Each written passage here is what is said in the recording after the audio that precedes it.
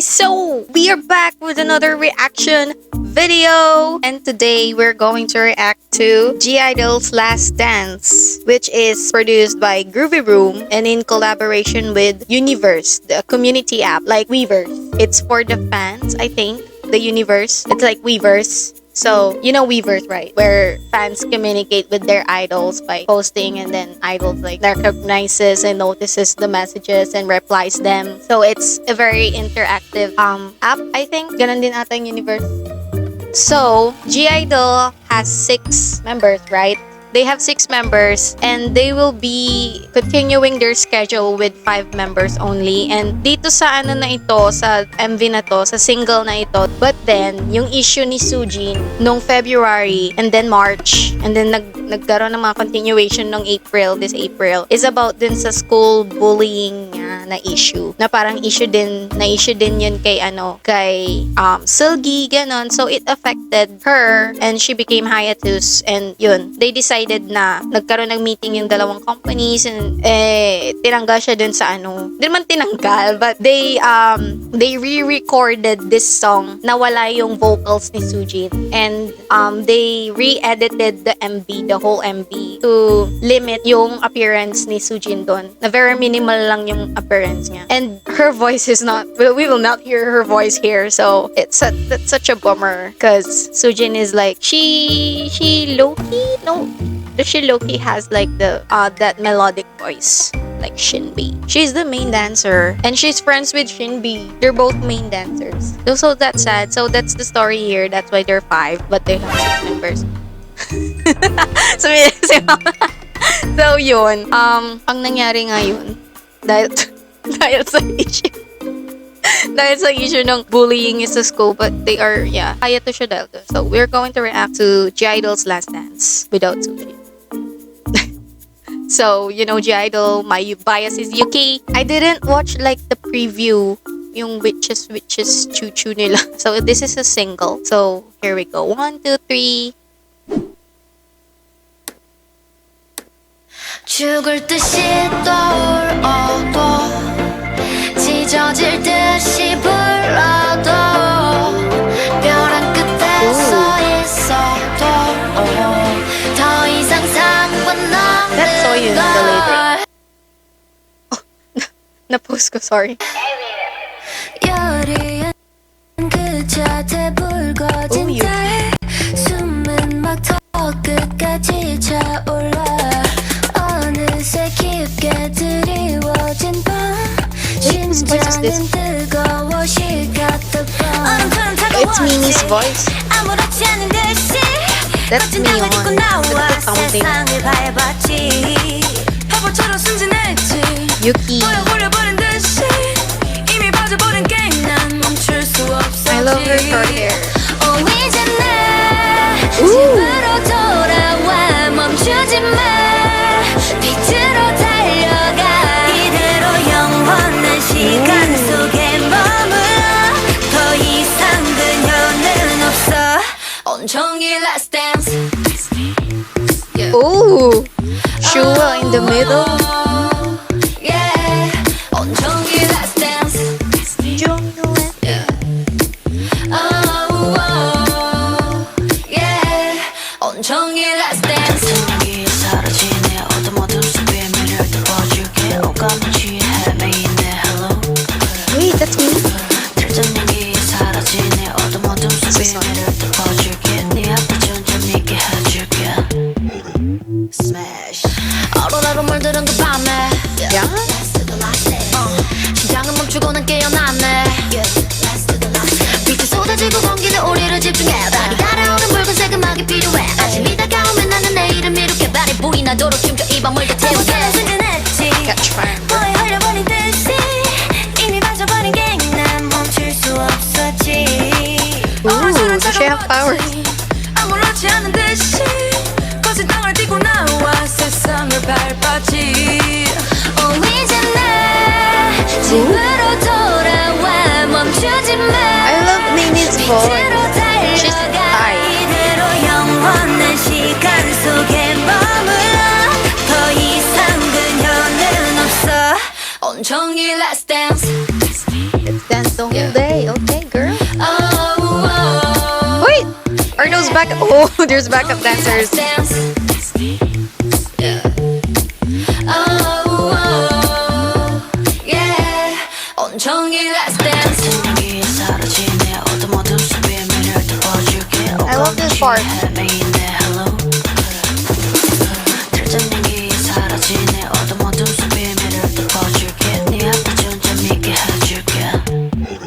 Smash. Smash. Ooh. Last Dance. Produced by Groovy Room. Okay. So that's the ending. So it's noticeable. Okay. It's noticeable that Soojin only appeared in the dance parts here, the dance scenes here, because they still dance as 6 here. And wala siyang solo ko shots. And they, okay. That's how minimal her scenes are in this MV. And who's singing in the first part? It was like Minnie, right? I love her voice here and Mion's. So they re-recorded this. So the beat was really groovy because it's produced by Groovy Room. Like, let's dance when you play this in the club. Woo! Come on, party with me. Woo!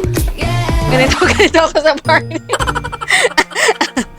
What are you doing in a party? Like, you're exercising your head. So, what do you think? So, their last dance tuloy. Their last MV, their last comeback was Hwa, which means fire or spark. So, Hwa was the last one. It was this year lang, di ba? Yeah, it was like February, before February ata. So Hwa, parang may relate din siya because I see flower. They said icy. Soojin has fire and burn in her lyrics, which their last album is called I Burn. And the themes in the MV of Hwa are like fire, ice, and then flower because it's like the blooming of the, so it was like kind of related. So let's dance. Woo! Tapos we're gonna go clubbing like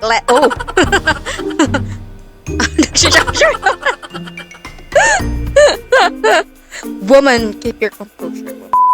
Sino yung nawala? Si Soojin. No, she didn't like left. She's like, hiatus lang. Kasi may issue. May nag-post na allegedly na binubully niya daw dati nung nasa high school sila. So, as if you don't know, Seulgi also has had the same issue before Irene's issue came out. So, nauna pa yung kay Seulgi sa bullying din. Then, sumunod din yung kay Irene, which is like a bigger issue. Kasi kay Seulgi, parang na-defend siya agad eh. And parang lumabas na to dati, pero parang nag-boom ata ngayon yung kay Soojin. Kasi parang ang nabasa ko kasi sa mga bali-balita sa Twitter, ganon. Sa Facebook ba yun? Dinedefend naman siya ng classmates niya. Pero, I don't know what happened. She like, I love Soojin, but, I love her honesty too. She's an honest person. Inadmit niya that she smoked during high school. So, it was like 1 or 2 times lang daw. Kasi na-realize niya that it was wrong for her. And she admit na mura-mura niya yung friend na yon, yung si B, na allegedly na binubully daw niya noon. Friends daw sila, but then nagkaroon sila ng argument noon. Tapos parang alam nung ate nung B. Tapos yon. I don't know why it came out, but there's a lot of issues like this in K-pop. Bullying, yung past history about drugs, addiction, which makes these artists hiatus, and then eventually they get anxiety, depression, they lose their confidence, that is why there's a lot of suicide in K-pop. Bilang gana, napaisip na lang. Ano yung may mga drugs na problem? Yung mga past history nila, yung naungkat, ganon. Ang mga kilala ko si Bomb ng 21, si BI ng Icon, wow, YG, puro YG.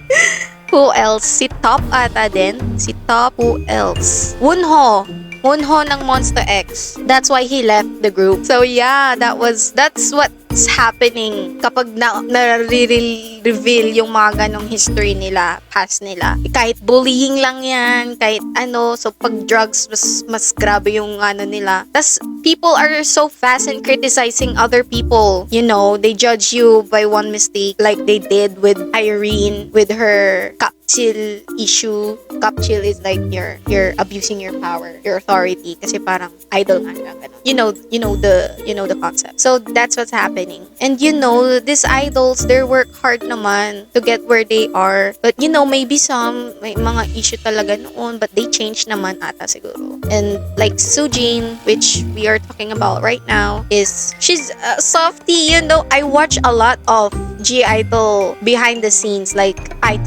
watch a lot of iTalk, and Shua is so loud. Yabon! You know the line? Yabon! Sabi nga, Yabon! Short for Yabon. Maybe Shua is so sad right now because wala yung si Soojin bebe niya. So, Soojin is like Shua's favorite, you know? She always bully me on. Like, not bully in a bad way, but she always annoys me on because she's not Soojin. Uni, you're just not Soojin, sabihin yung ganon.